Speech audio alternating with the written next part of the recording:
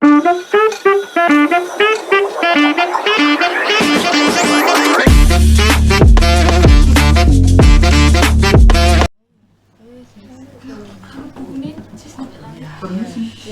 Pak, monggo Pak.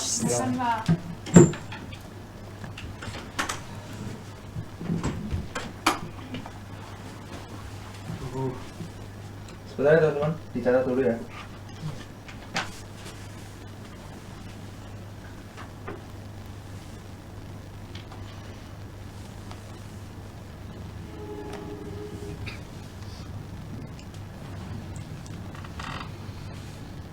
Kok tidak nyala, Pak?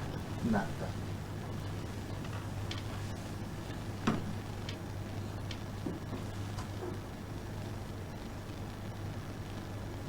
Nah, Pak.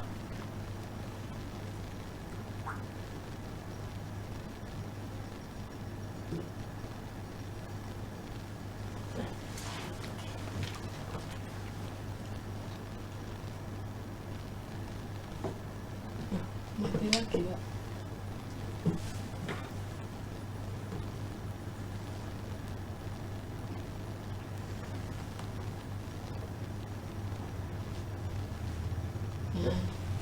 bisa dimulai? Bisa. Ya, Pak. Baik. Bismillahirrahmanirrahim. Assalamualaikum warahmatullahi wabarakatuh. Waalaikumsalam warahmatullahi wabarakatuh. Apa kabar semua? Baik, Baik, Pak. Alhamdulillah. Lama kita tidak berjumpa di liburan yang panjang ini, teman-teman. Oke. Sebelum kita memulai pelajaran, alangkah baiknya kita berdoa kepada Tuhan Yang Maha Esa. Semoga apa yang kita pelajari hari ini bisa bermanfaat bagi kita semua di dunia dan akhirat, dan juga bukan hanya bermanfaat bagi kita, tapi bermanfaat bagi orang lain juga. Oke. Silakan untuk ketua kelas dalam catatan saya ini Mas Zaki ya, tokohnya. Oke, silakan Mas Zaki untuk dipimpin doanya. Sebelum memulai pembelajaran pada pagi hari ini, marilah kita berdoa sesuai dengan kepercayaan masing-masing. Berdoa mulai.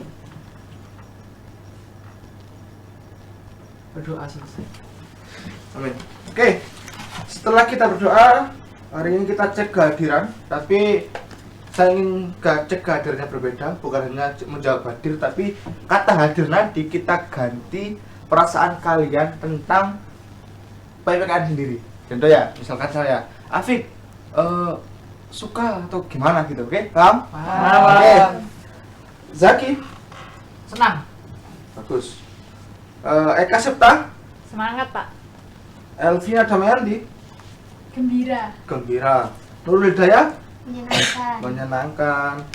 Galuh Prestanti, membara, Pak. membara. Dia, Senang. yang lain dikenal udah senang ya. Yang lain Pak, Semangat. semangat. Udah ada yang semangat? Sudah, tadi? sudah. Yang lain, Bahagia. bahagia udah. Gembira. Belum ya.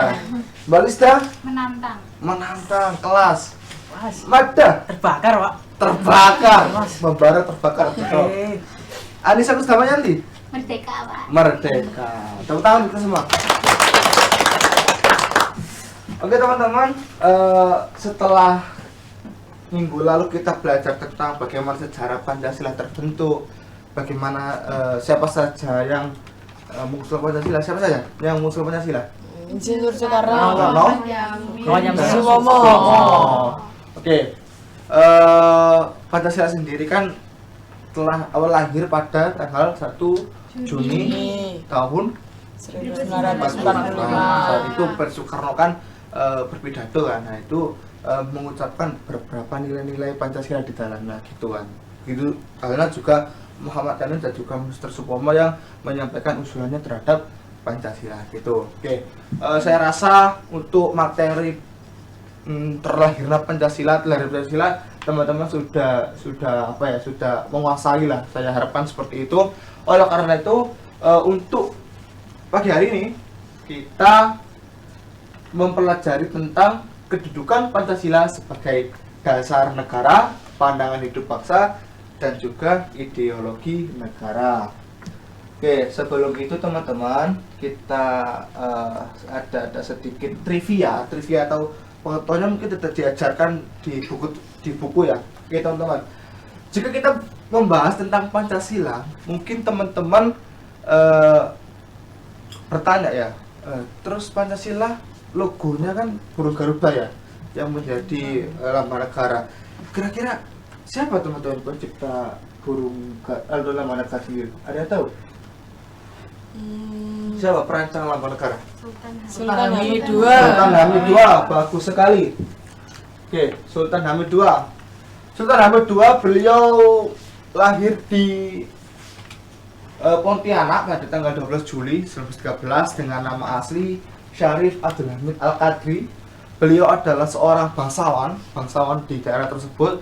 Selain itu beliau juga adalah seorang seniman. Nah, maka tidak heran ya kalau bisa menciptakan logo seperti itu. Oke. Sejarahnya bagaimana, Pak? Oke, sejarahnya seperti ini. Pada tanggal 10 Januari 1950, setelah Indonesia merdeka, saat itu Indonesia itu masih namanya Republik Indonesia Serikat. Itu Bung Karno selaku kepala negara itu membentuk sebuah panitia rencana negara atau panitia rencana negara untuk apa? Untuk sayembara perancangan lambang negara. Nah, oke. Nah, ini adalah rancangan awalnya, teman-teman. Nah, rancangan awal ini dikemukakan oleh Sultan Hamid tadi, Sultan Hamid II. Nah, namun rancangan ini itu ditolak. Kenapa? Nah, ditolak oleh Masyumi. Masyumi itu salah satu partai saat itu ya, partai Islam ya. Benar sekali Mas Zaki. Karena terlalu mitologis. Kenapa mitologisnya? Nah, itu burung memiliki tangan dan juga kepalanya berbentuk manusia gitu. Itu tidak cocok lah mungkin ya saat itu. Tuh. Nah, apakah hanya Sultan Hamid yang mengusulkan? Tentu tidak, karena ini sayembara. Jadi Muhammad Yamin juga mengusulkan tentang lambang negara. Nah, ini adalah rancangan Muhammad Yamin. Nah, namun rancangan ini itu tidak disetujui karena ini tidak disetujui terdapat simbol matahari. Nah, ini. Nah, simbol matahari. Mungkin nanti teman-teman bisa cari simbol matahari itu ditolak karena ada unsur Jepangnya. Nah, jadi sebelum bendera Jepang yang cuma merah putih itu ya nanti teman-teman cari sendiri lah bagaimana si negara daerah negara Jepang. Oke. Lanjut teman-teman. Nah.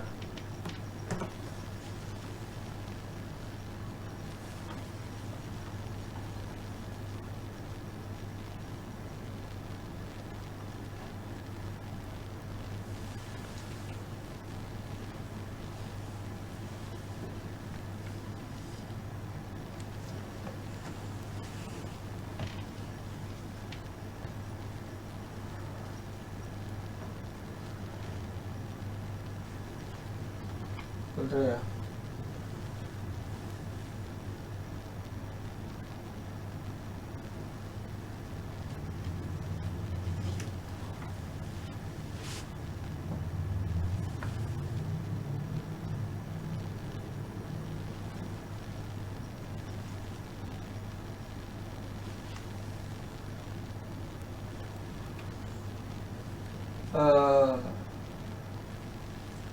Ya jadi nah ini itu adalah rancangan direvisi, itu adalah rancangan revisian tadi. Namun apa yang membedakan? Nah, di lambang negara ini tuh untuk menghilangkan kesan Amerika, ini lambang negara Amerika itu ditambahkan apa? Jambul. Nah, sebelumnya pita Bhinneka Tunggal Ika itu dicengkram dan dicengkram lagi nih. Ini itu diganti, direvisi sehingga menjadi jadilah seperti ini. Nah, oke. Lantas apa pelajaran yang bisa dipetik dari sejarah tersebut? Jadi teman-teman, pelajaran yang bisa dipetik dari pelajaran ini atau di balik lambang negara ini, bahwa kita sebagai manusia, kita hidup itu bukan hanya sebatas diri kita sendiri, tapi kita hidup itu bersama orang lain. Maka dari itu, apapun yang kita miliki, apapun yang ada pada dalam diri kita, itu usahakan, pergunakan, itu bermanfaat untuk orang lain. Karena kenapa?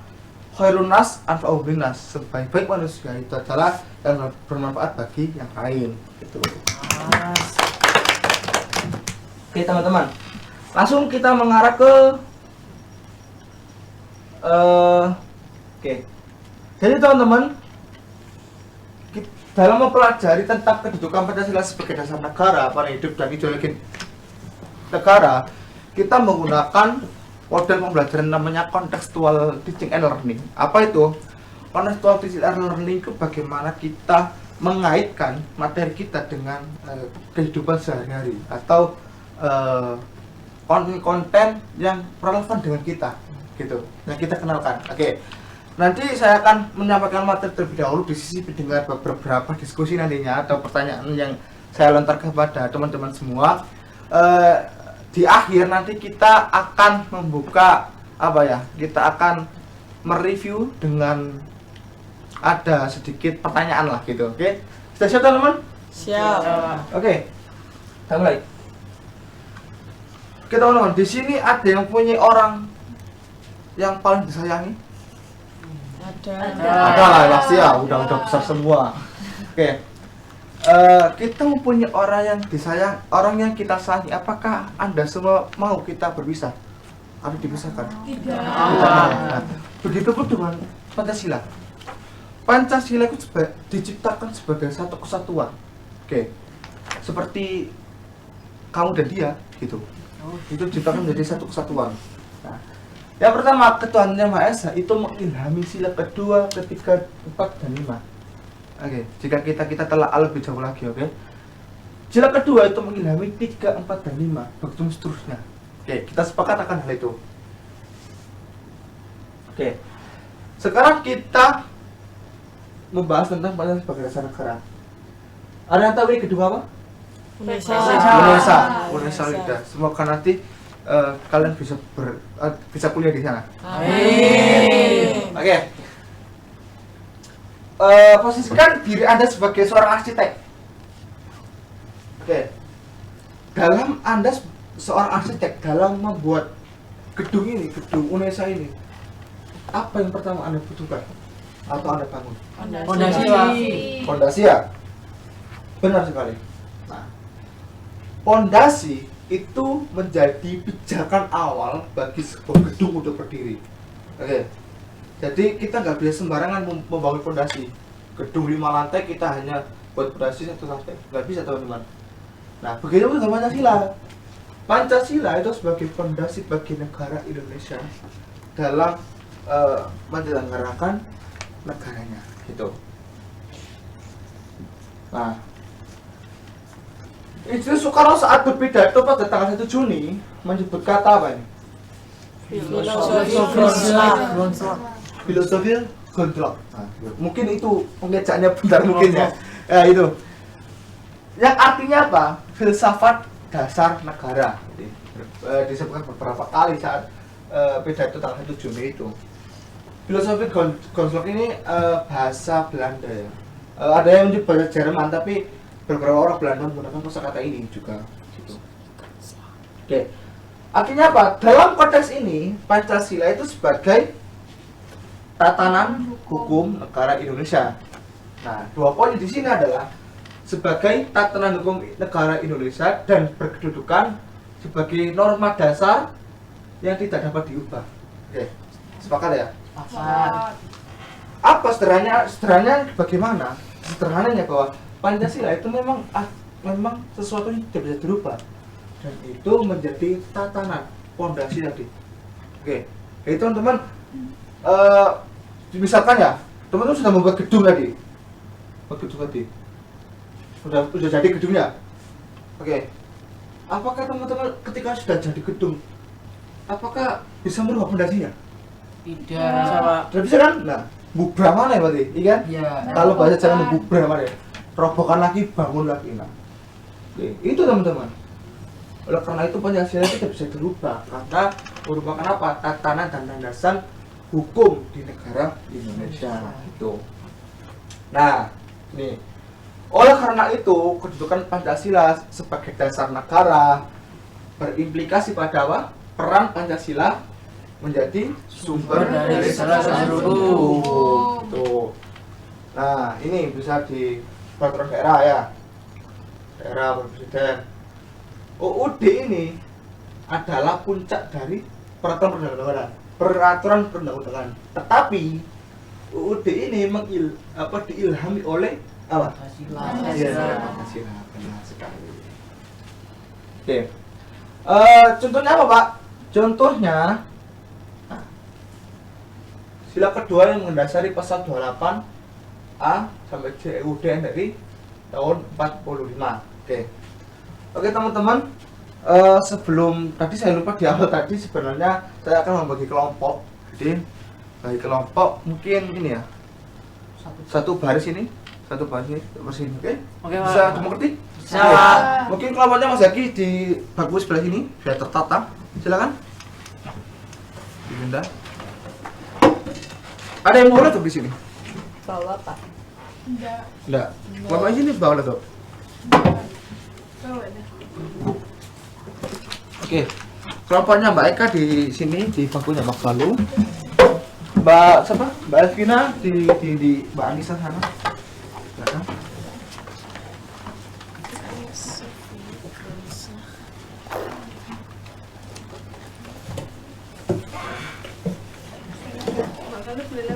Iya boleh. Sini. Iya. Monggo. Sambil mungkin ada laptop atau HP mungkin bisa dibuka dulu. Oke, nanti teman-teman bisa cari ini pasal 28A sampai C itu membahas tentang apa? Mengakomodir hak asasi warga negara. Di situ membahas hak asasi ini hubungannya dengan sila keberapa? Dua. Sepakat, bagus sekali. Nah, itu membuktikan bahwa Pancasila itu menjadi dasar atau landasan dalam penciptaan undang-undang setelahnya gitu. Oke. Selanjutnya, Pancasila sebagai pandangan hidup bangsa. Oke. Dalam hal ini, Bung Karno juga mengatakan tanggal 1 Juni pada pidatonya setelah tadi filosofi tadi itu mengatakan kata Weltanschauung. Weltanschauung ya. Mungkin tidak pasti ya untuk mengucapnya. Sebanyak 37 kali. Yang mendekati apa? Pandangan hidup. Oke. Oke teman-teman, tadi sudah saya share seputar pidato Bung Karno. Oke. Silakan dibuka. Silakan dicari kata ini. Weltanschauung ini. Silakan. Oke, sudah dapat? Mbak Eka? Sudah Pak. Sudah. Minta tolong untuk dibacakan Mbak Eka. Kita melihat dalam dunia ini bahwa banyak negeri-negeri yang merdeka dan banyak di antara negeri-negeri yang merdeka itu berdiri di atas suatu Weltanschauung. Hitler mendirikan Jermania di atas nasional sosialistische Weltanschauung. Filsafat nasional sosialisme telah menjadi dasar negara Jermania yang didirikan oleh Adolf Hitler itu. Lenin mendirikan negara Soviet di atas satu Weltanschauung, yaitu Marxistische historis materialistische Weltanschauung. Nippon mendirikan negara-negara Dai Nippon di atas satu Weltanschauung, yaitu dinamakan Tennokodo-Seishin. Di atas Tennokodo-Seishin inilah negara Dai Nippon didirikan. Saudi Arabia, Ibn Saud mendirikan negara Arabia di atas satu Weltanschauung, bahkan di atas satu dasar agama yaitu Islam. Demikian itulah yang diminta oleh Paduka Tuan Ketua yang mulia. Apakah Weltanschauung kita jikalau kita hendak mendirikan Indonesia yang merdeka? Terima kasih Mbak Eka, tepuk tangan Mbak Eka. Apa kesimpulannya Mbak Eka? Jadi setiap negara itu pasti membutuhkan pandangan hidup, Pak. Sepakat. Oleh karena itu, Bung Karno bertanya, Weltanschauung apakah Wiltansop kita jikalau kita hendak mendirikan Indonesia yang merdeka? Jawabannya apa? Butuh. Apakah Wiltansop kita Pancasila. Pancasila, seperti itu teman-teman. Oke, kita sepakat ya bahwa setiap negara itu mempunyai pandangan hidup sendiri-sendiri, mempunyai dasar sendiri. Jadi Jepang didirikan melalui mungkin filosofi mereka dan kodeseisin. Nah, setiap negara pasti memiliki hal tersebut. Indonesia apa Wiltansopnya? Pancasila. Gitu. Oke teman-teman, bagus sekali. Terima kasih Mbak Eka. Selanjutnya kita lanjut. Oke, dalam konteks ini Pancasila sebagai pandangan hidup bangsa. Berarti Pancasila merupakan nilai-nilai dasar dan luhur bangsa Indonesia yang menjadi acuan dalam kehidupan sehari-hari. Karena itu menjadi pandangan hidup, maka kita jadikan kehidupan sehari-hari gitu loh. Oke, mungkin gini aja, sebenarnya gini. Teman-teman jika dididik oleh orang tua teman-teman masing-masing, itu kan yang menjadi apa yang kita lakukan sekarang. Itu adalah upaya orang tua kita dalam tanda kutip membentuk pandangan hidup kita. Nah, pandangan hidup itu yang menentukan bagaimana perilaku kita, tingkah laku kita dalam kehidupan bermasyarakat gitu. Apa? Ya, fungsi lain apa? Oke, fungsi lain dari Pancasila sebagai pandangan hidup. Pancasila merupakan pedoman menyelesaikan berbagai persoalan hidup masyarakat Indonesia. Oke, teman-teman, jika teman-teman dalam satu kelas misal, dalam satu kelas ini ya, atau kelompok ini mempunyai suatu masalah, apa yang teman-teman lakukan? Musyawarah, sepakat. Musyawarah itu mencerminkan sila keberapa? 4. Musyawarah di sini itu digunakan untuk mencapai kata mufakat. Nah, itu untuk keluar dari persoalan tadi. Selanjutnya, Pancasila mampu mempersatukan masyarakat dan beragam perbedaan latar belakangnya.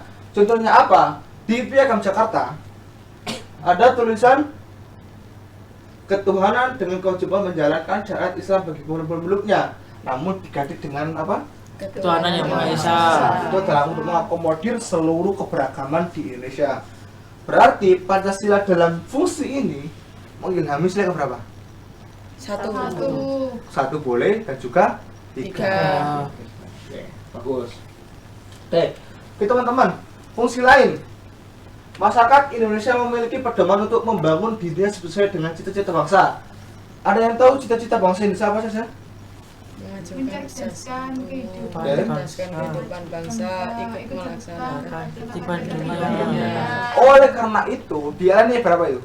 4. Oke. Nah, oleh karena itu, Indonesia, orang-orang Indonesia sangat menolak adanya peperangan. Saya kayak gini ya, peperangan DX gitu. Jajan. Masyarakat Indonesia sangat menolak karena memang tidak cocok dengan pandangan hidup bangsa kita gitu. Oke. Lantas, apa yang membedakan Pancasila sebagai dasar negara dan juga pandangan hidup? Ada yang bisa jawab? Saya, Pak. Silakan. Kalau Pancasila sebagai dasar negara itu, Ya. Pancasila digunakan sebagai landasan untuk mengambil kebijakan dari pemerintah. Oke. Kemudian, jikalau Pancasila digunakan sebagai pandangan hidup bangsa, maka Pancasila digunakan sebagai landasan dalam berkegiatan sehari-hari, Pak. Landasan sebagai bermasyarakat, seperti itu, Pak. Oke. Tepuk tangan buat ini. Jawabannya sangat bagus sekali. Memang sederhananya seperti itu. Memang untuk dasar negara itu adalah panduan pemerintah dalam menjalankan kenegaraannya, urus kenegaraannya gitu. Dan untuk pandangan hidup itu apa yang kita lakukan sehari-hari, seperti itu. Simpelnya seperti itu. Oke, lanjut. Terakhir, Pancasila sebagai ideologi. Oke. Definisi ideologi sendiri menurut Maksud Bakti, ideologi diartikan sebagai seperangkat gagasan tentang kebaikan bersama atau masyarakat yang dianggap paling baik. Oke, kita bedah satu ya. Ideologi diartikan sebagai seperangkat gagasan. Apakah Pancasila memenuhi? Memenuhi, Pak. Ada 5 dasar di sana ya. Oke, saling berkaitan. Jadi kita sepakat yang tadi.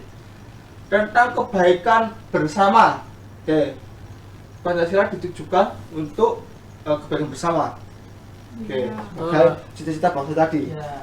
atau masyarakat yang dianggap paling baik. Nah, Pancasila dianggap sebagai ideologi yang paling baik oleh masyarakat. Oleh karena itu Pancasila memenuhi kriteria sebagai ideologi negara Indonesia gitu. Oke.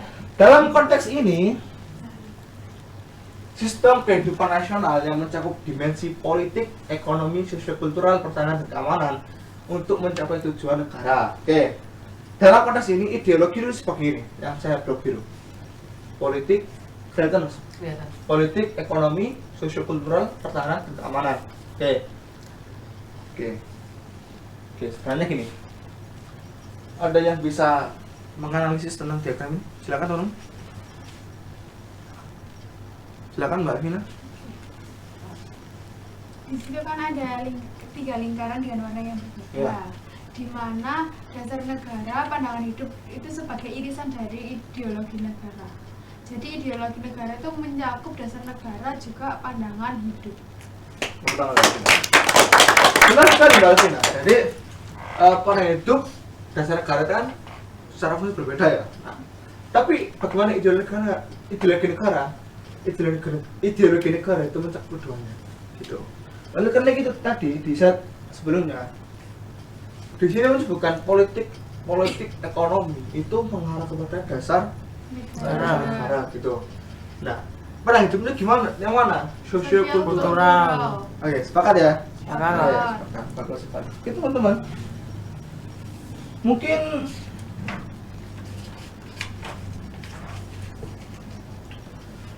cukup itu saja ya teman-teman. Selanjutnya saya sudah mengirimkan link di silakan dibuka melalui laptop, nggak apa-apa, di HP juga bisa. Satu kelompok satu ya teman-teman. Iya. Satu kelompok satu aja nggak apa.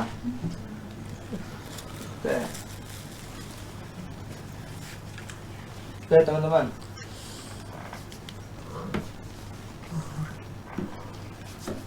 Oke.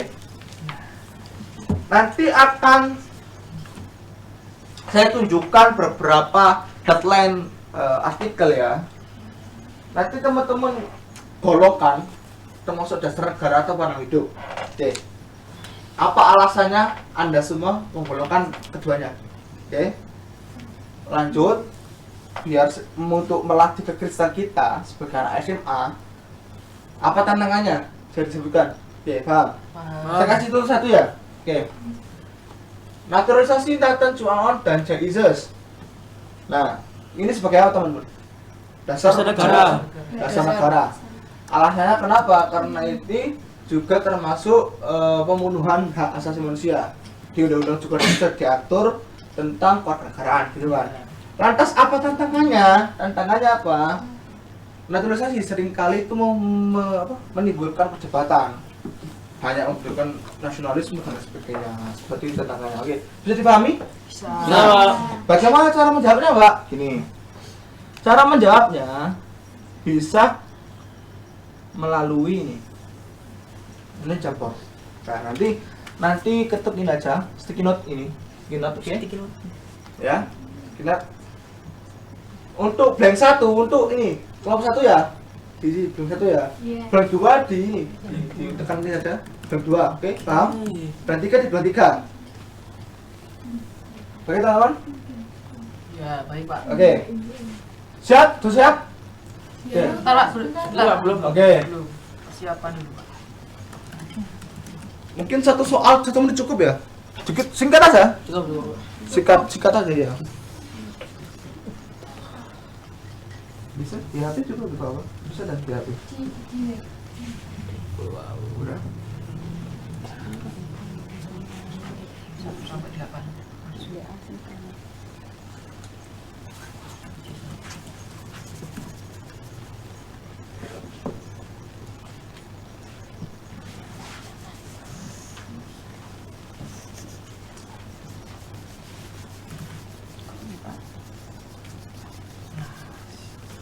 Dingin Mas. Ya, Pak. Dingin. Tuh, semangat Mas. Udah Mbak Vina? Udah Sudah. siap? Di blank 3 ya? Iya. Oke. Mbak Galuh blank 2 ya? Iya.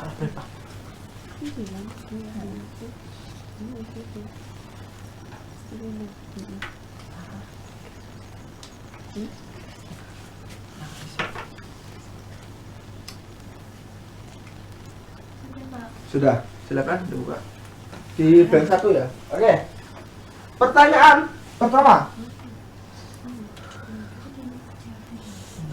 Oke, sudah paham kan? Golongan dulu, alasannya apa, lalu tantangannya. Ya. Silakan. Ini Termasuk apa? Padahal itu bahasa Inggris.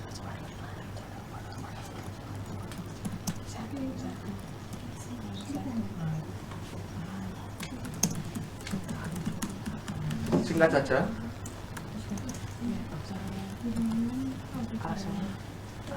Ingat, tidak ada jawaban yang salah. Nanti kita setelah kita mendiskusikan, kita diskusikan lagi. Setelah kita menjawab, kita diskusikan dengan teman-teman. Oke.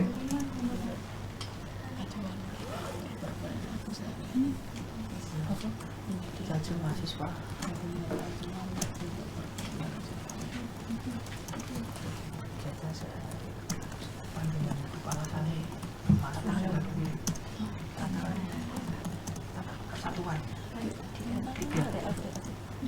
Tantangan juga ya? Hah? Tantangan juga ya? Tantangan, ya singkat aja mas, tantangannya apa gitu. Tantangan berarti apa ini? Tantangan gotong royong di masyarakat berarti kan ya? Tantangannya gitu kan, karena ini membahas tentang gotong royong kan. Terus kita coba berpikir lihat saja teman-teman. Kita mengimajinasikan bagaimana kita mengusulkan diri kita sebagai misalkan ketua RT. Nah, ketua RT, wah gimana ya tantangannya jika kita melaksanakan gotong royong gitu loh. Tahu ya? Ya. Oke, sudah? Sudah. Enggak apa-apa itu kok Pak Afid sendiri yang bakalan zoom. Tantangan itu Tidak apa-apa.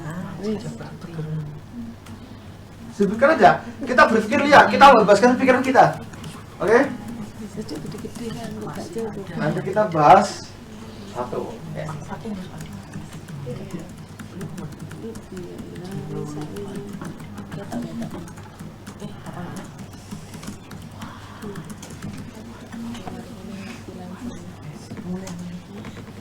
Oke? Sudah? Sudah. Mbak Elvina sudah? Belum, Pak. Sudah, Pak. Sudah. Oke. Bisa dibesarkan? Besarkan, Oke. besarkan. Wah, insyaallah. Ini jawaban dari kelompok 1 ya? Kok satu? Kelompok pernah hidup? Ada yang menjawab berbeda? Sama. Sama. Bos. Alasannya termasuk sila ketiga Persatuan Indonesia. Oke, gotong royong kan. Tantangannya masih bersikap individualis dan tidak ikut kerja bakti. Kira-kira kenapa, Mas? Kenapa masyarakat kita belakangan ini individualis gitu, kenapa, Mas?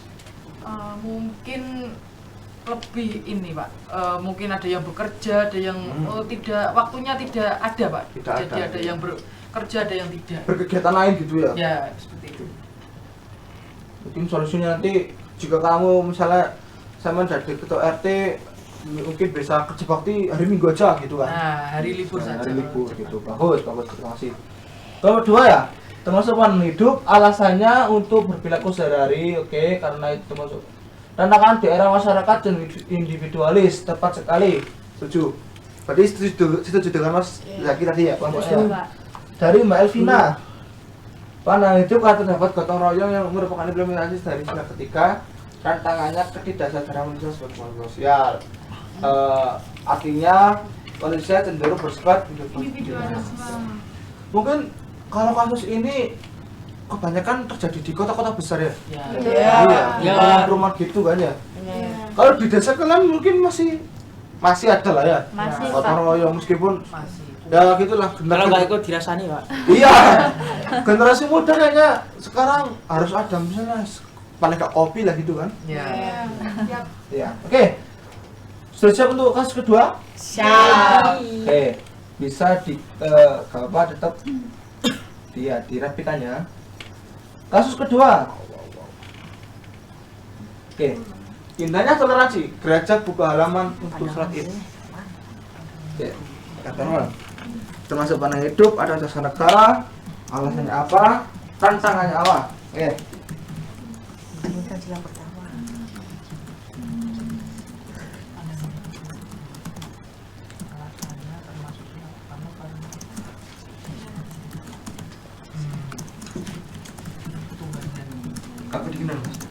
dingin Pak. Ini kaki saya mengkerut. Bagi ketiga.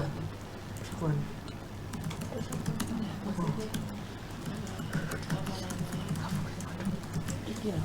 Karena menghormati adanya Perbedaan agama. Toleransi.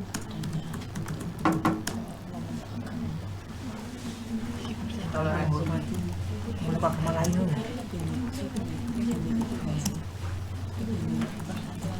Oke, aman ya? Ya panas.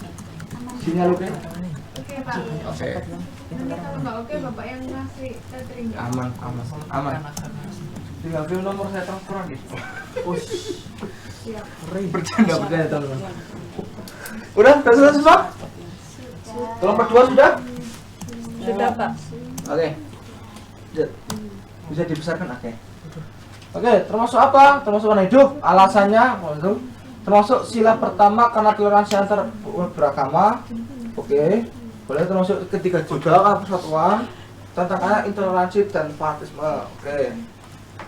Kita lanjut dari kelompok 2. Paham hidup alasannya bentuk menghormati keberagaman agama. Termasuk sila ke-1, 2 juga bisa. 3 juga bisa, oke. Tantangannya masih banyak selain Tuhan. Oke. 3. Pada hidup menurut sila pertama Pancasila tentang adanya perbedaan keyakinan antara beragama. Adanya perbedaan. Oke. Karena gini ya. Adanya perbedaan tadi menimbulkan apa? Intoleransi. Ya, nah, kenapa orang bisa intoleransi? Karena apa? menganggap Fanatisme. menganggap agamanya yang paling baik. Nah, itu bagus. Tepuk tangan untuk kita semua. Satu soal terakhir. Ini biar berbeda ya. Oke, silakan. Termasuk dasar negara, pandang hidup. Alasannya kenapa? Tantangannya apa? Jadi kenapa saya memberikan seperti ini? Ini adalah usaha kita untuk melatih kekritisan kita, menganalisis apa yang kita pelajari seperti itu, teman-teman. Alasan ini termasuk dengan keadilan sosial, keadilan ekonomi. Termasuk keadilan hukum acara.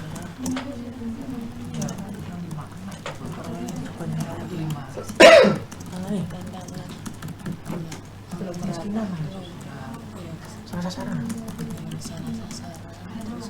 Nah, bantuan ekonomi.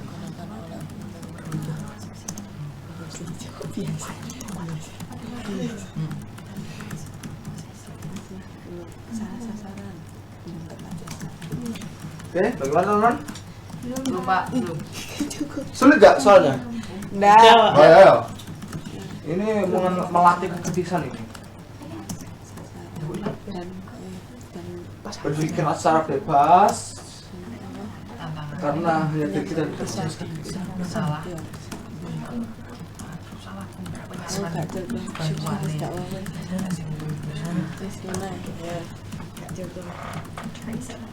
Besar kan, terakhir ini. Dua berarti. Sudah? Mbak Elvin sudah? Sudah. Mbak Galuh sudah? Sudah. Mas Zaki? Selamat Mas Zaki? Belum. Stik lagi Pak. Singkat saja teman-teman. Kucil sekali. Bentar. Dipindah ya. Bisa dipindah? Zoom in. Sudah dulu Pak. Sudah, oke. Saya bantu. Oke, kelompok pertama mengatakan ini dasar negara. Ada yang berbeda? Ada yang berbeda? Sama. Sama. Oke. Termasuk sila kelima kata sebagai Indonesia. Kedua termasuk norma kesusilaan, tantangannya sering salah sasaran. Oke. Kelompok 2 sama dasar negara untuk memiliki warga negara. Belum tepat sasaran. Oke. Tidak merata mana? Salah sasaran gitu kan? Ya. Oke, kira-kira teman-teman kalau kita beropini ya, Apa kira-kira alasan salah sasaran? Mungkin itu Pak, karena pemerintah desa setempat itu kurang update terkait data terkini Pak. Bisa saja kan pada saat orang itu sebelumnya itu menerima ya Pak, atau namanya masuk dalam penerima bantuan, itu kan bisa saja ketika pada saat itu ekonominya sedang buruk Pak, dan beberapa tahun lagi ekonominya naik drastis. Upgrade data berarti. Iya. Mungkin itu Pak alasannya. Masalahnya gini teman-teman, upgrade data itu harusnya dimulai dari desa kan, lingkungan kecil, RT Pak ya. RT.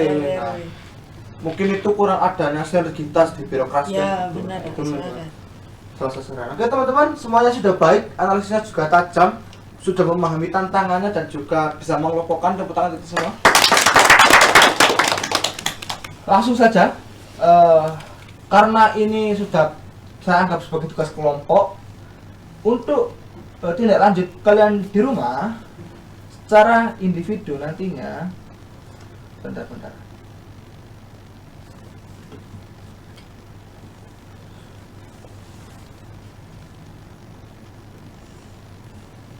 Oke. Nanti akan saya kirimkan file ini, modul ajar nanti. Ada yang tahu ini siapa? Owi Butet. Tontowi Ahmad dan Iya. Nasir. Peraih Olimpiade, emas Olimpiade Rio. 2016. Oke. Tindak lanjutnya nanti teman-teman, dari cerita tersebut apa yang dapat kalian petik, nilai-nilai Pancasila apa saja, lalu apakah kalian dapat melakukan hal yang sama, tuangkan pendapat kalian dalam bentuk artikel melalui platform Blogger. Nah, nanti bisa dicari blogger.com. Nah ini kayak gini teman-teman. Oke, gini. Nanti teman-teman bisa, bukan hanya tugas ini, mungkin nanti teman-teman bisa jika punya pikiran bisa dituangkan mas ini. Oke. Nanti akan menjadi produk kalian nanti. Oke. Terima kasih teman-teman. Oke, dari apa yang kita pelajari tadi, apa yang bisa kita simpulkan? Apakah Pancasila itu penting? Penting. Kenapa Pancasila penting? Karena sebagai pandangan hidup, sebagai dasar kita negara. sehari-hari. Sepakat. Tepuk tangan kita semua. Oke teman-teman, mungkin itu saja. Kita sudah sepakat bahwa Pancasila merupakan sesuatu yang penting bagi diri kita, sesuatu yang menjadi acuan dalam kita berperilaku, sesuatu yang menjadi landasan bagi pemerintah dalam menjalankan kenegaraannya, itu adalah Pancasila. Oke, cukup sekian apa yang dapat kami sampaikan. Jangan lupa untuk mengerjakan tadi artikelnya. Mungkin minggu depan saya akan melihatnya, kita bahas lagi untuk mereview materi ini di minggu depan. Kurang lebihnya mohon maaf sebesar-besarnya. Wassalamualaikum warahmatullahi wabarakatuh. Waalaikumsalam. Terima kasih. Terima kasih.